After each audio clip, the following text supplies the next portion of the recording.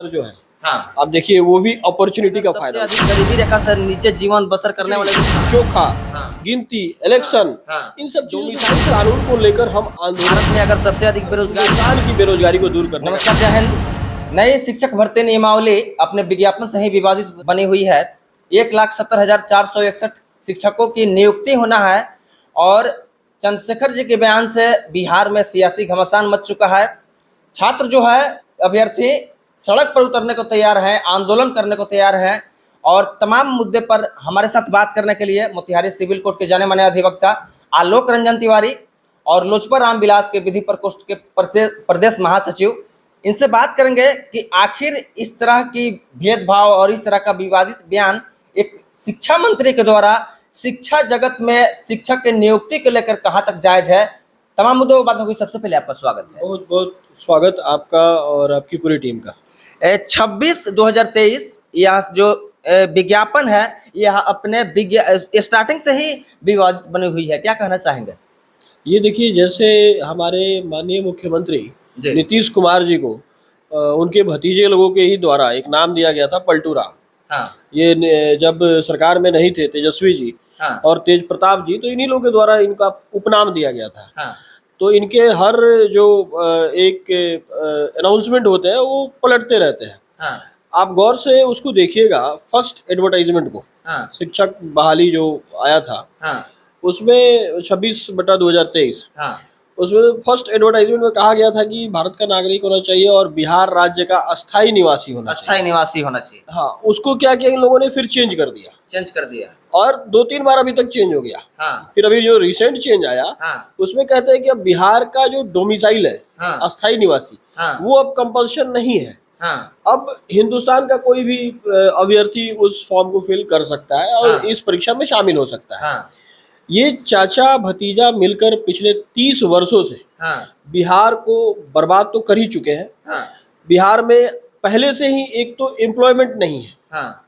यहाँ से लोग मजदूर उठा के ले जाके पंजाब में, महाराष्ट्र में, हाँ, हरियाणा में उनको यूज कर रहे हैं। हाँ, अब एक बहाली करनी थी हाँ, 1,70,461 शिक्षकों की, हाँ, इनको पूरे बिहार में कोई शिक्षक काबिल नहीं मिल रहा है। हाँ, एक्चुअली इसके बिहाइंड द सीन मैटर ये है कि नीतीश बाबू को प्रधानमंत्री बनना है। हाँ, अब प्रधानमंत्री बनने के लिए विपक्ष के सब नेताओं को इन्होंने एकजुट किया है। हाँ, अब एकजुट करने के लिए फिर इनका जो ये नया आना था शिक्षक बहाली, इसको भारत स्तर पे इसको प्रचार प्रसार करेंगे कि हम लोग अब बिहार के नेता नहीं है, हाँ। अब हिंदुस्तान की बेरोजगारी को दूर करने का काम कर रहे हैं। बिहार की तो बेरोजगारी दूर हो ही नहीं पा रही है। अगर भारत में अगर चर्चा होती है कि भारत में अगर सबसे अशिक्षित राज्य कौन है तो बिहार है। भारत में अगर सबसे अधिक बेरोजगारी कहाँ है तो बिहार में है। भारत में अगर सबसे अधिक भूखमरी कहाँ है तो वह बिहार में है। भारत में अगर सबसे अधिक गरीबी रेखा से नीचे जीवन बसर करने वाले लोग कहाँ हैं तो वह बिहार में है। और बिहार की समस्या जब दूर ही नहीं कर पाए तो भारत की समस्या के बारे में आप क्या कहना चाहेंगे? ये सरकार पूरी तरह से विफल है। इनके शिक्षा मंत्री का भी अनाप शनाप बयान आते रहता है। हाँ, अभी कहते हैं कि बिहार में जो शिक्षक बहाली का जो एग्जामिनेशन होने वाला है बीपीएससी के माध्यम से, हाँ, तो इनको पूरे बिहार में हाँ। फिजिक्स का, केमिस्ट्री का, मैथमेटिक्स का कोई प्रॉपर टीचर इनको नहीं मिल रहा है। तो इसके लिए जिम्मेदार कौन है? देखिए, ये सरकार जिम्मेदार है। हाँ, लालू प्रसाद यादव जी, हाँ, तेजस्वी यादव जी के पिताजी हैं। हाँ, पिछले 30 साल से चाचा और भतीजा की ही सरकार है, हाँ, बाकी तो कोई सरकार में आया भी नहीं। नहीं आया। और अगर नीतीश जी बीजेपी के साथ मिलकर सरकार बनाए भी थे तो भी चीफ मिनिस्टर वही थे। हाँ, तो इनको पूरे बिहार के लोगों को, युवाओं को भटकाना ही इनका मुख्य मकसद है। हाँ, देखिए, बिहार में जातीय जो एक हिसाब किताब है, हाँ, जो कास्ट स्ट्रक्चर है, हाँ, उस पे इन लोगों का सिंपल हिसाब किताब है कि अपना वोट बैंक बचा के रखना। हाँ, और जो जातियां एकजुट करके ये वोट लेके सरकार में चले आते हैं, हाँ, अब इनको पता है कि पहले से बिहार के लोग बेवकूफ हैं। हाँ, 30 वर्षों से चाचा की सरकार और भतीजे की सरकार में इनको टीचर्स नहीं मिल रहा, कोई एम्प्लॉयमेंट नाम की चीज नहीं, कोई इंडस्ट्री नहीं आई। नहीं आया। अब इनको शिक्षक नहीं मिल रहा है, अब शिक्षक ये बाहर से लेके आएंगे। हाँ, बिहार की तो पहले बेरोजगारी दूर करनी चाहिए। हाँ, पहले एडवर्टाइजमेंट में आप लिखते हैं कि भारत का नागरिक होना चाहिए, लेकिन बिहार राज्य का अस्थायी निवासी होना चाहिए। अस्थायी निवासी होना चाहिए। फिर पलटू राम जी पलट जाते हैं। हाँ। अब कहते हैं कि नहीं, बिहार का अस्थायी निवासी नहीं, भारत के किसी भी राज्य का वो निवासी होना चाहिए। हाँ, तो इन सब चीजों से एक तरीके से ये शिक्षा मंत्री भी आलतू फालतू अनाप शनाप बयान देते रहते हैं। प्रोफेसर साहब हैं, कहते हैं कि हम प्रोफेसर हैं। अब प्रोफेसर साहब हैं तो हम लोग तो प्रोफेसर के एक प्रोफेसर के नाते उनका सम्मान ही करेंगे। हाँ। लेकिन एक नेता के नाते जो वो ये कर रहे हैं, हाँ, बिहार के शिक्षा मंत्री हाँ, अनाप शयान कभी रामायण पे कुछ बोलने लगते हैं, कभी किसी टॉपिक पे बोलने लगते हैं। उनके पास ऐसा लगता है जैसे कि प्रोफेसर पहले थे वो, अब वो प्रोफेसर गिरी भूल गए हैं, अभी वो सब अब उनमें अब क्वालिटी वो नहीं। नेतागिरी करते हैं। हाँ, जो उनको आला कमान द्वारा आदेश होता है शिक्षा मंत्री को कि ये बोलना है तो बोलते हैं वो सब लोग कठपुतली है।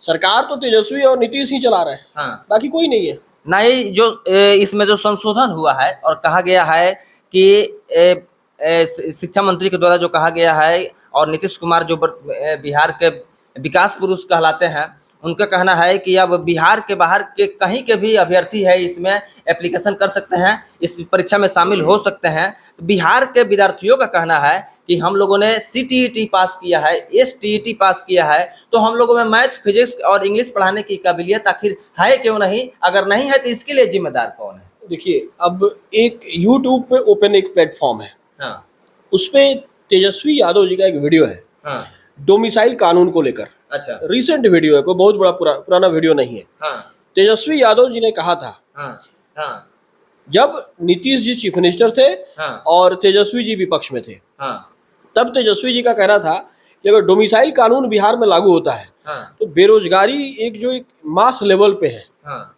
अनएम्प्लॉयमेंट, हाँ, उसको दूर किया जा सकता है। हाँ, तब इनको बिहार के युवाओं की चिंता थी, हाँ, तब बिहार के अनएम्प्लॉयमेंट सेक्टर की चिंता थी। हाँ, उनका एक वीडियो है, उसको जरा दिखा दीजिएगा इस वीडियो के साथ आप अपने दर्शकों को। लेयर में। उसमें वो साफ साफ कह रहे हैं कि हमारी सरकार आई, हाँ, तेजस्वी यादव अगर सरकार में आए हाँ, तो सबसे पहला काम डोमिसाइल कानून को लागू करने का करेंगे। हाँ, आज देख लीजिए, चाचा को प्राइम मिनिस्टर बनाने के लिए बेताब है। हाँ, अगर उनका ये टॉप प्रायोरिटी, ये जो उनका बयान था, अगर हाँ। टॉप प्रायोरिटी रहता हाँ, तो क्या इस तरीके से एडवर्टाइजमेंट में छेड़छाड़ होता? नहीं होता। एक तो बिहार में एग्जामिनेशंस होते तो पेपर लीक होते हैं, हाँ, ये अभी तो एडवर्टाइजमेंट चल रहा है, हाँ, ऑनलाइन फॉर्म फिलअप हो रहा है। हाँ। ऑनलाइन हिंदुस्तान में कहीं से कोई भी फॉर्म फिलअप करेगा। हाँ, अब ऑनलाइन फॉर्म फिलअप करने के बाद सच पूछिए हाँ, तो ये पलटने वाली जो इनकी नीति है, हाँ, मुझे नहीं लग रहा है ऐसा कोई एग्जाम भी होने वाला है। नहीं होगा। मुझे ऐसा, अब पलटते रहते, कल को बोलेंगे कि नहीं हमें तो हिंदुस्तान में भी नहीं मिल रहा है। 94 में और 99 में जिस समय लालू जी सरकार में थे, उस समय शिक्षकों की नियुक्ति हुई थी परीक्षा के माध्यम से, और उसके बाद में नीतीश जी की गवर्नमेंट आती है।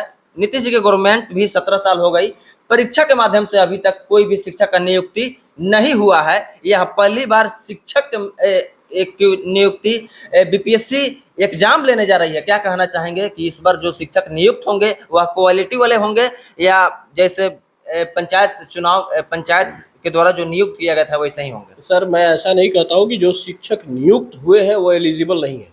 हाँ, पहले तो आपके थोड़े से प्रश्न में मैं फेरबदल करूंगा। हाँ, जो शिक्षक नियुक्त हुए हैं वो शिक्षक है, हाँ, बिहार की शिक्षा व्यवस्था को बेहतर करना चाहते हैं। हाँ, सरकार की पॉलिसी वैसी नहीं है। अच्छा, आप दिल्ली के अंदर MCD के हाँ, में आने के बाद वहाँ की सरकार ने हाँ, वहाँ के टीचर्स को हाँ। IIM अहमदाबाद भेजकर हाँ, और एडुकेशन को और बेहतर कैसे किया जाए, एडुकेशन मैनेजमेंट की ट्रेनिंग कराया। हाँ, तो बिहार के जो अभी एट प्रेजेंट टीचर्स हैं, हाँ, इनको बाहर भेज कर ट्रेनिंग कराते हैं। ट्रेनिंग कराने की आवश्यकता है। एलिजिबिलिटी की कमी थोड़ी है।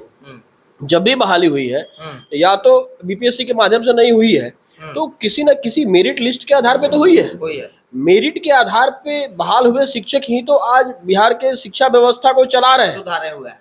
अगर सरकार की नीति हाँ, शिक्षा व्यवस्था को बेहतर करना होता हाँ, तो जो टीचर्स हैं हाँ, इन्हीं को वो उस लायक बनाते, हाँ, उनको बाहर भेजते, ट्रेनिंग दिलाते, हाँ। एजुकेशन मैनेजमेंट के बारे में बताते, हाँ, फिर वो लोग आते हाँ, तो अपने बिहार के बच्चों का भविष्य संवारते। हाँ, लेकिन उन टीचर्स के पास हाँ, जातीय जनगणना, हाँ, मध्याह्न भोजन, हाँ, खिचड़ी, हाँ, चोखा, हाँ, गिनती, इलेक्शन, हाँ, इन सब चीजों से फुर्सत ही नहीं है। हाँ, उन इलेक्शंस को, उन टीचर्स को हाँ। ये लोग सरकारी नौकर की तरह एक ट्रीट कर रहे हैं, हाँ। इस्तेमाल कर रहे हैं हाँ, कि इनसे ये काम कराओ, वो काम, 10 तरीके का काम देके रखा है। हाँ, कोई भी इंसान हाँ, अगर एक किसी सब्जेक्ट पे फोकस्ड हो हाँ, तो वो उस सब्जेक्ट को बेहतर तरीके से करता है। हाँ। एक विषय पे फोकस्ड हो। हाँ, तो यहाँ के टीचर्स तो किसी एक विषय पे फोकस्ड है नहीं, हाँ। ना सरकार उनको फोकस्ड रहने देना चाहती है। हाँ, तो ये सबसे बड़ा कारण है कि शिक्षक को शिक्षा व्यवस्था का ही काम करने दें, शिक्षक से सिर्फ शिक्षा की ही काम ली जाए हाँ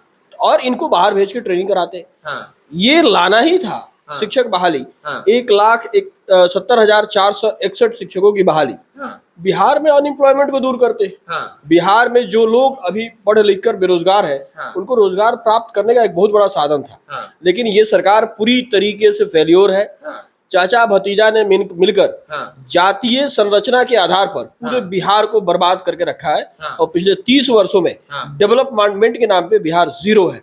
गरीबी और भूखमरी से भरा हुआ हमारा समाज है। हाँ। शराब नीति, हाँ। आप देखिए गांव-गांव में शराब की फैक्ट्री खुल गई है। हाँ। जो भी यहाँ प्रशासनिक पदाधिकारी है उनसे हर रोज इन सब चीजों पे अंकुश लगाने की बात हो रही है, लेकिन ये कंट्रोल नहीं है। हाँ। तो जितनी भी पॉलिसी है, इन सब पॉलिसी बिहार के अंदर फेल्योर है। हाँ। और मैं इस व्यवस्था के प्रति, इस सरकार के प्रति लिए गए सारे डिसीजंस का विरोध करता हूँ। चैनल के माध्यम से चूंकि बहुत सारे मेरे व्यूअर्स चाहते थे कि शिक्षक नियमावली पर किसी शिक्षाविद से राय लेकर बताया जाए कि क्या इसमें होना चाहिए, तो उनको आप क्या दिशा निर्देश देना चाहेंगे? साथ ही सरकार में जो बैठे लोग हैं जो छेड़छाड़ कर रहे हैं इस नियमावली को, उनको आप क्या कहना चाहिए? देखिए, सरकार में तो पलटू राम चाचा जी पहले से थे। हाँ। अब भतीजा जी भी आके पलटू राम हो गए। हाँ। क्योंकि वो यही तेजस्वी यादव कहते हैं कि हम डोमिसाइल कानून लागू करेंगे। हाँ। अब कहते हैं कि अब डोमिसाइल का कोई क्राइटेरिया नहीं रहेगा, हिंदुस्तान का कोई भी व्यक्ति शिक्षक बहाली परीक्षा में शामिल हो सकता है बीपीएससी के माध्यम से। हाँ। तो नियत जरूरी है। हाँ। बिहार सरकार जो लोग चला रहे हैं, हाँ। उनका नियत कहीं से भी डेवलपमेंट नहीं है। अभ्यर्थियों में खासा असंतोष देखा जा रहा है। लोग अभ्यर्थी जो है वो सड़क पर उतरने को बेताब है। आज ही थोड़ा देर पहले एक न्यूज वायरल हो रहा है कि आंदोलन होगा, सड़क पर भी उतरेंगे लोग। आंदोलन हो रहा है। हाँ। आज भी मैंने देखा कि सड़क पे शिक्षक उतरे हुए हैं। हाँ। कचहरी चौक पे भीड़ थी। हाँ। और एक बहुत बड़ा जनसमूह इस कानून के, इस बदलाव के विरोध में मार्च कर रहा है। हाँ।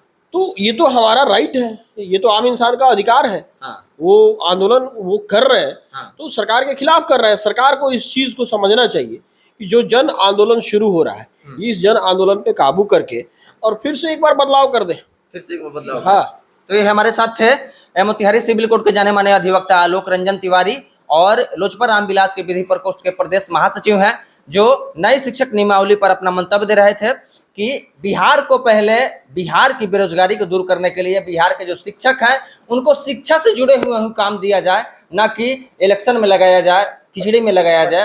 खान सर जो है, हाँ। आप देखिए वो भी अपॉर्चुनिटी का फायदा उठा रहे हैं। हाँ। पटना ने उनको एक पहचान दी, खान सर को। हाँ। खान सर का नाम आज पूरा हिंदुस्तान और भी कई जगहों पे जा रहा है। तो उसका बेस बिहार है। हाँ। पटना है। हाँ। पटना के बच्चों ने उनको इस तरीके से प्रेम दिया, इस तरीके से एक बहुत बड़े शिक्षक के रूप में उभरे। बिहार में जो अभी ये पूरे हिंदुस्तान के अभ्यर्थी जो इलेक्शन ये टीचर नियुक्ति में फॉर्म भरने जा रहा है, इसमें खान सर का भी एडवर्टाइजमेंट आ रहा है। वो बैच चालू कर चुके हैं और एडवर्टाइजमेंट में उन्होंने लिखा है कि पूरे भारतवर्ष के युवाओं के लिए ये खुशखबरी है।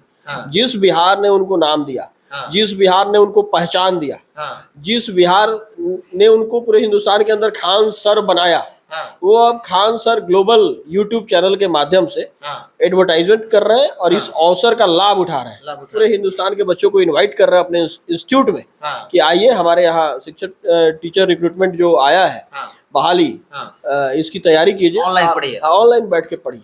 तो इस तरीके का एक टीचर के नाते बिहार के कई सारे शिक्षक मिलकर विरोध कर रहे हैं, युवा विरोध कर रहे हैं, और ये खान सर जैसे शिक्षक इस अवसर का लाभ उठा रहे हैं। यह बहुत बड़ी फतह की बात कही है आपने कि खान सर की पहचान अगर मिली है तो वह बिहार से मिली है, पटना से मिली है। शिक्षा क्षेत्र में उन्होंने जिस प्रकार से मान सम्मान उनको दिया है बिहार के लोगों ने, उसका उनको मर्यादा रखना चाहिए, ध्यान रखना चाहिए। बाकी इन तमाम मुद्दों पर आप क्या सोचते हैं, अपनी प्रतिक्रिया कमेंट्स में जरूर बताइएगा और मिलते हैं अगले वीडियो में।